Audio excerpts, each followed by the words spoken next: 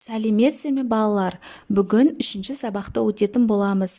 Каналымызға міндетті түрде подписаться батырмасын басып, жазылып алыңыздар. Сіздер үшін пайдалы сабақтар шығып отырады. Жанды табиғат туралы не білетінімді еске түсіремін. Мәтінге тән белгілерді есімізге түсірейік. Мәтіндегі сөйлемдер мағыналық жағынан өзара байланысты болып келеді. Мәтінде белгілі бір ой болады. Мәтінге ат қоюға болады. 11-ші жаттығу гүл-гүлшелерін мәтіннің бұдан да басқа белгілермен толықтыр. Бізде негізгі бөлім азат жол, тірек сөздер, тақырып және негізгі ой берілген. Бұл жерде кіріспе бөлім мен қорытынды бөлім жетіспейді.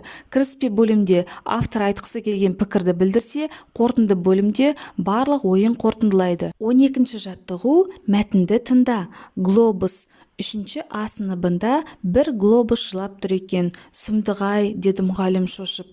Кім сені осыншама жәбірлеген? Шаншаров, деді де глобус қыстыға жылап жіберді. Ол кеше сабақтың соңында бокс көрсетемін деп мақтанып, менің басымнан төмпештеді. Әй, Шаншаров-ай, деп кейіді мұғалім. Глобуста нең бар еді? Қазір бүкіл дүние жүзі бейбітшілік үшін, жер ананың жүрегіне жара салмау үшін күресіп жатқанын білмегенім бе? Орнынан сүйретіле түрегелген Шаншаров ұялғаннан қып-қызыл болып төмен қарады. Мұғалімнің нені меңзегенін түсінді. Мәтін кейіпкерін сипаттап жаз. Мәтін Шаншаров деген бұзық бала туралы. Өзін өте тәртіпсіз ұстайды, өзгелердің затын ұқыпсыз қолданады. Мәтіннен тірек сөздерді тап. Мәтіндегі тірек сөздер глобус, жер ана, Шаншаров, бейбітшілік, дүние жүзі, мұғалім, жара салмау, күресіп жатыр, жылап тұр, бокс көрсетемін, ұялғаннан қып-қызыл болу. Қарамен жазылған сөйлем туралы өз пікіріңді айт. Яғни бұл жерде қарамен жазылған қазір бүкіл дүние жүзі бейбітшілік үшін, жер ананың жүрегіне жара салмау үшін күресіп жатқанын білмегенім бе деген сөйлем. Әр адамның өз отбасы, ата-анасы бар, ал барлық тіршілік иелерінің ортақ анасы жер ана. Жер ана барлық тіршілікке қажетті азық-түлікпен, киім-кешекпен қамтамасыз етіп қана қоймай, жылу мен жарықты ауаны тегіс таратып келеді. Табиғатымызды үнемі таза ұстап, бұлақ көздерін ашып, қолымыздан келгенше қамқорлық білдірсек, барлық тіршілік иелері үшін жақсылық жасаған болар едік. Шығармашылық үзіліс.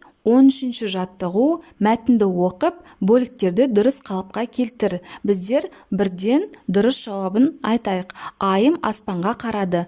Аспанда шарбы бұлт көшіп барады. Әже, аспанға түтін жіберілді. Бұлт қой ол, түтін емес. Жоқ, түтін. Өзіңіз дұрыстап қараңызшы. Үлкен кісі де көк жүзіне назар салды. Зеңгір аспанда көшіп бара жатқан бұлттар түтінге ұқсайды, тіпті түтіннен аумайды. Әже немересіне бұлт дегенді қалай түсіндірерін білмей ойланып тұр. Зеңгір, шарбы бұлт, түтін сөздерінің мағынасын төмендегі қай дереккөздерден табуға болады? Зеңгір аспан түстес, көк, көкшіл, биік, зәулім, заңғар деген мағынаны білдіреді. Бұл сөзді синонимдер сөздігінен табуға болады. Шарбы бұлт селдір, сирек бұлт деген мағынаны білдіреді. Оны фразеологиялық сөздіктен табамыз. Түтін отын жағу кезінде шығатын ластағыш заттар, газдарды білдіреді. Бұл сөзді түсіндірме сөздіктен табуға болады. 14-ші жаттығу.